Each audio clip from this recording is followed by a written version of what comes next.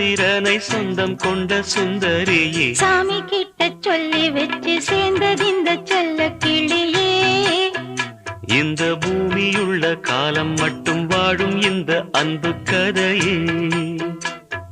முத்துமணியே பட்டு துணியே ரத்தினமும் முத்தினமும் சேர்ந்து வந்த சித்திரமே சாமி கிட்ட சொல்லி வச்சு சேர்ந்தது இந்த செல்ல கிளியே. இந்த பூமியுள்ள காலம் மட்டும் வாழும் இந்த அன்பு கதையே.